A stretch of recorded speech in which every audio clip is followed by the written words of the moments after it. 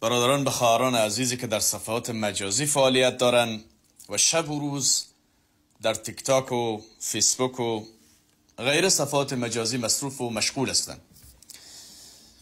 تعداد بسیار از هموطنان عزیز ما پیام ارسال میکنن که چرا در مورد اینها کدام برنامه‌ای ندارید و این برنامه هم از روی کدام کینه و بغض و عداوت و دشمنی و عقده‌مندی نیست.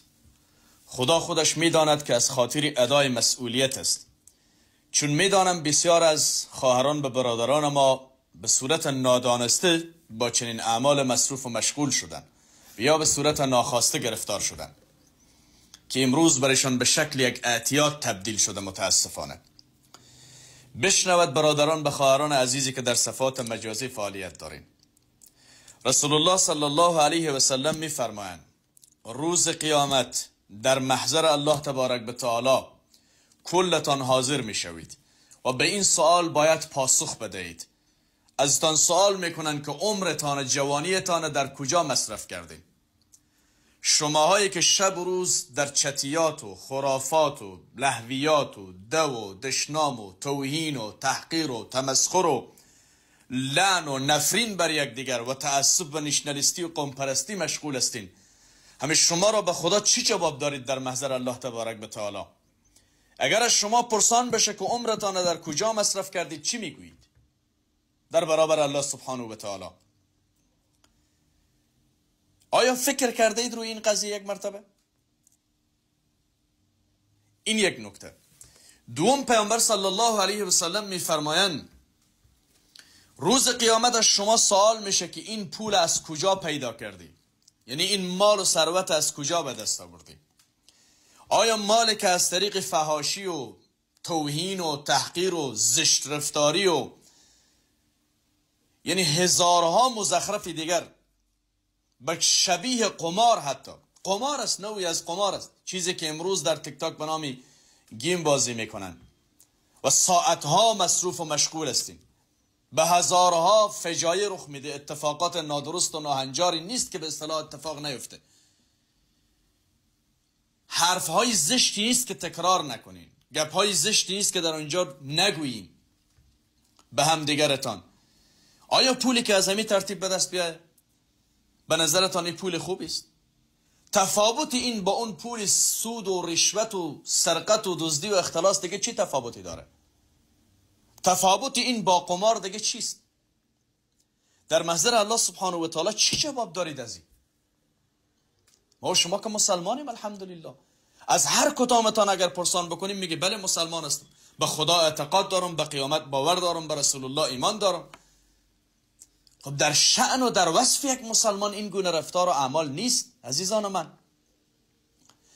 و نکته سوم، کسانی که از اینها حمایت میکنید خوب بشنوید، اونهایی که 500 و 1000 دلار پول میدهید که به خاطر اینها گیم بازی کنن و ساعتها برنامه اینا رو به اشتراک میگذارید، تشویق و ترغیبشان میکنید، اولا قسم به پروردگار گناه کسی که به اینها کمک میکنه از این ترتیب پول میدهد، برنامه اینها را شیر میکند، تشویق و ترغیبشان میکند، گناهی تو هم کمتر از گناه خود انجام دهنده این کار نیست، بلکه شاید به مراتب بیشتر از او باشه، چون تو حامی این کار هستی، تو اسپانسر این عمل زشت هستی، تو تشویقگر این کار زشت هستی.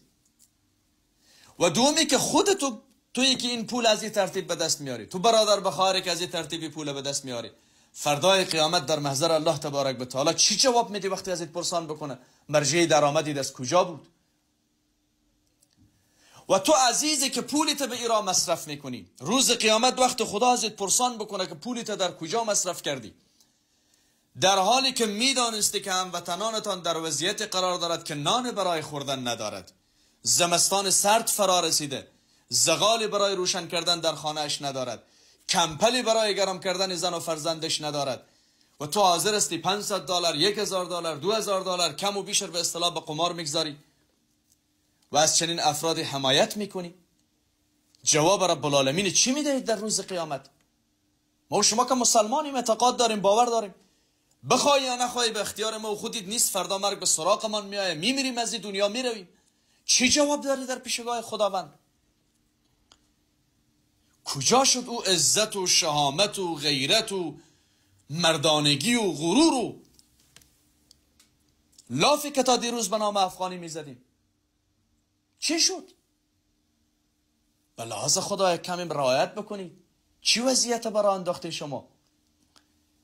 شما یک مرتبه دنیای دیگر رو ببینید، مردمای دیگر رو ببینید، کشورهای دیگر رو ببینید چگونه از صفحات مجازی استفاده میکنن، از رسانه و از امکاناتی که دارن چطور استفاده میکنن اونها، چقدر برنامه‌های تعلیمی دارن، چقدر برنامه‌های هنرنمایی زیبایی دارن. منظورم از هنرنمایی یعنی هر کسی هنری که بلده میخواد برای هموطنانش نشان بده. خیاط میخواد خیاطیش نشان بده، نجار میخواد نجاریش نشان بده، آشپز میخواد آشپزیش نشان بده، نویسنده میخواد نوشتن نشان بده، گوینده میخواد طریقه گویندگی رو نشان بده برشان. هر کسی به یک نوعی تلاش میکنه هموطنش آگاه بسازه. خودتان وجدانن و ایمانن یک مرتبه ببینید این برنامه هایتانه. یک مرتبه خودتان بنشینید نگاه بکنید چی دو و دشنامی نیست که در او گفته نشوه، چی مزخرفات و چتیات و حرفای زشتی نیست که اصلا در زبان انسان نمیاد که در این صفحات نشر نمیشه. چقدر تعصبات و نشنالیستی و قومگرایی نیست که در این صفحات نشر نشه. غافل از اینکه الله تبارک و تعالی میفرماید کل نفس بما کسبت رهینه.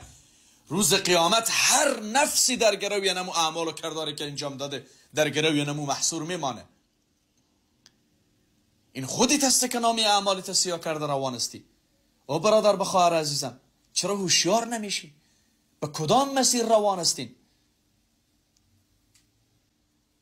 متاسفانه میبینی که یک عده از هموطنان عزیز ما، خواهران ما، برادران ما به چیزهای مصروف و مشغول هستند که انسان خجالت میکشه. چطور وجدانتان قبول میکنه که شما از این ترتیب از این طریق درآمد داشته باشی، در حالی که خودتان یک بازوی قوی داشته باشی، جوان باشی، نیروی توانایی کاری در وجودت باشه و تو بیای از این طریق به اصطلاح پول به دست بیاری، به خاطر به دست آوردن چند روپه مادیات از آبرویت، عزتیت، حیثیتیت، شرافت خودت، فامیلیت، وطنیت، از همه چیز رو بگذاری زیر پا بکنی که بلا باش ما به چند روپه پول برسیم. کمی عاقلانه بیاندیشید. امیدوارستم که پیام رو گرفته باشید و هموطنان عزیز ما پیام رو شیر بکنن تا برای اینها برسد. و گفتم که این درد است وقتی که میبینیم نمیتوانیم تحمل بکنیم که هموطن عزیز ما به مسیر گمراهی روان باشه، به مسیری روان باشه که به ضررش باشه. اگر بینی که نابینا به چاه است، اگر خاموش بنشینی گناه است.